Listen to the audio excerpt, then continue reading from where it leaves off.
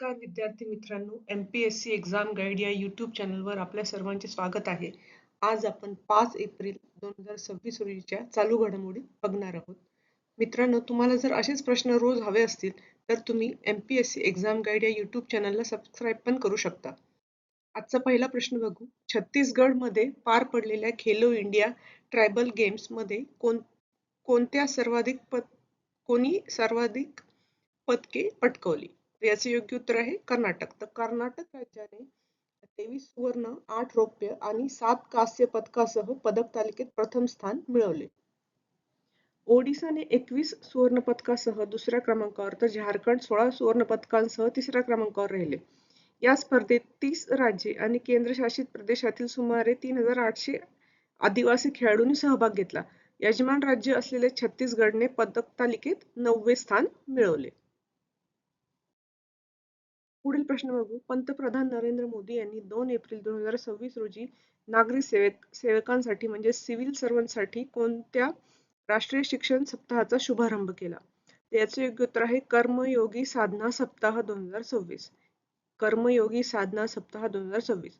हा सप्ताह 2 ते 8 एप्रिल 2026 या कालावधीत आयोजित करण्यात आला आहे.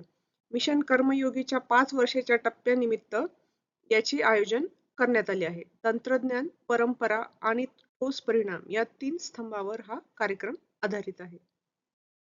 प्राप्तिकर भरण्याची प्रक्रिया सोपी करण्यासाठी CDBTने कोणते नवीन AI समर्थित पोर्टल लॉन्च केले आहे? हा एक परीक्षेसाठी महत्त्वाचा प्रश्न आहे. याचे योग्य उत्तर आहे कर साथी. कर साथी AI समर्थित पोर्टल. तर केंद्रीय प्रत्यक्ष कर मंडळाने म्हणजे CDBTने करदात्यांच्या मदतीसाठी कर साथी पोर्टल आणि AI चॅटबॉट सुरू केले आहे. हे पोर्टल हिंदी आणि इंग्रजी अशा दोन्ही भाषांमध्ये माहिती पुरवते.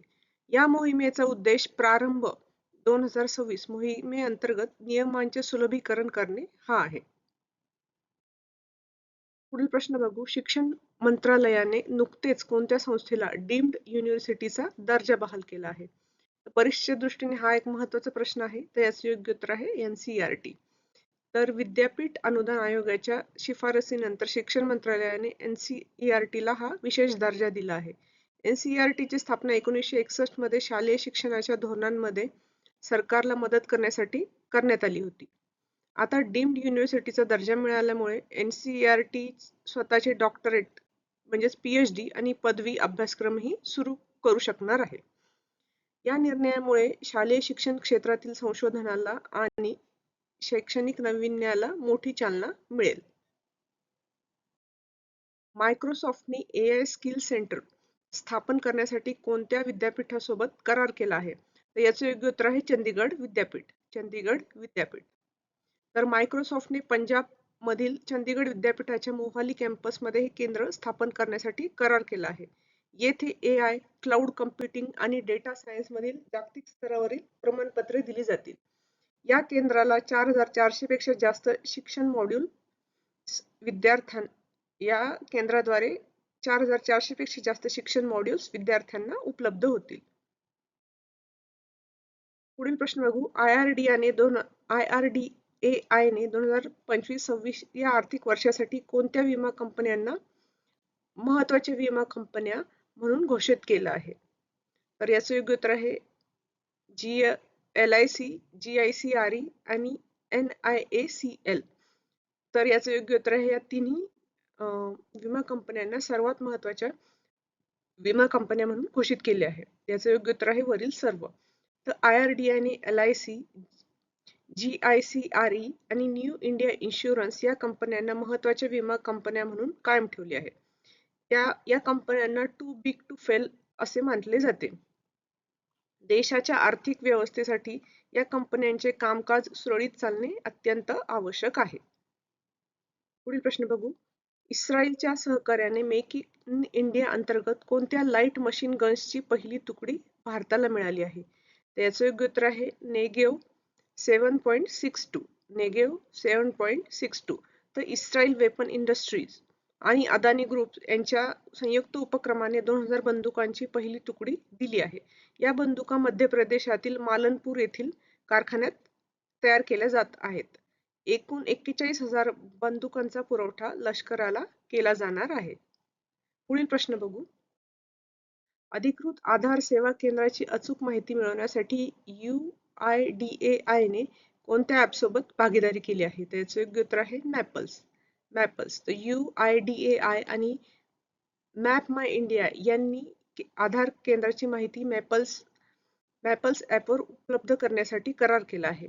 यामुळे नागरिकांना अनधिकृत केंद्रापासून वाचता येईल आणि जवळच्या केंद्राचा पत्ता सहज मिळेल. या ॲपवर नवीन नोंदणी, पत्ता अपडेट, मोबाईल नंबर बदलणे या सेवांच्या आधारावर फिल्टर शोधता येईल. पुढील प्रश्न बघू. संरक्षण मंत्री राजनाथ सिंह यांनी विशाखापट्टणम येथे नौदलात सामील केलेली INS तारागिरी ही कोणत्या प्रकारची युद्धनौका आहे? तर याचे योग्य उत्तर आहे स्टेल्थ फ्रिगेट. तर ही प्रोजेक्ट 17A अंतर्गत बांधलेली चौथी प्रगत स्टेल्थ फ्रिगेट युद्धनौका आहे. तिची रचना वॉरशिप डिझाईन ब्युरोने केली असून माझगाव डॉक मध्ये ती बांधण्यात आली आहे. या नौकेत स्वदेशी सोनार आणि आधुनिक क्षेपणास्त्र यंत्रणा बसवण्यात आली आहे. पुढील प्रश्न बघू. 2 एप्रिल 2026 रोजी साजरा करण्यात आलेल्या राष्ट्रीय बाल पुस्तक दिनाची थीम काय आहे?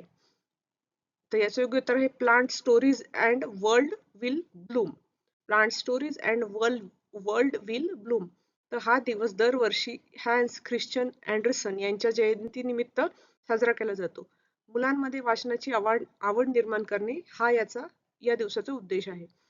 तर या कार्यक्रमाचे यजमानपद 2026 याच्या कार्यक्रमाचे यजमानपद IBBY सायप्रसकडे आहे. तर मित्रांनो, आतापर्यंत जे आपण प्रश्न बघितले 10 त्याची आपण शॉर्टमध्ये रिव्हिजन करू. तर नागरी सेवकांसाठी 2 ते 8 एप्रिल दरम्यान तंत्रज्ञान, परंपरा आणि परिणाम या स्तंभावर आधारित कर्मयोगी साधना सप्ताह 2026 चा शुभारंभ करण्यात आला. तर 1961 मध्ये स्थापन झालेल्या NCERT ला आता डीम्ड युनिव्हर्सिटीचा दर्जा मिळाला आहे. आता ते स्वतःची पदवी आणि PhD अभ्यासक्रम त्यांना सुरू करता येतील. तर CDBT द्वारे प्राप्तिकर प्रक्रिया सोपी करण्यासाठी कर साथी नावाचे AI पोर्टलचे लोकार्पण करण्यात आले आहे.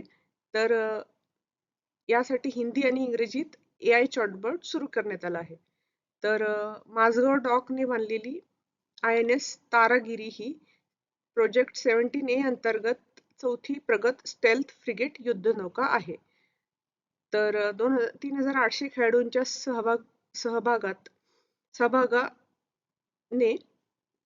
सहभागा अंतर्गत कर्नाटकने 23 सुवर्ण पदकासह खेलो इंडिया ट्रायबल गेम्स 2026 चे विजेतेपद पटकावले आहे. तर याच्यामध्ये कर्नाटक पहिल्या क्रमांकावर राहिला आहे 23 सुवर्णासह. ओडिसा जो आहे हा दुसऱ्या क्रमांकावर राहिलेला आहे 21 सुवर्णासह आणि झारखंड हा 16 सुवर्ण पदकांसह तिसऱ्या क्रमांकावर राहिलेला आहे खेलो इंडिया ट्रायबल गेम्स 2026 च्या पदक तालिकेनुसार.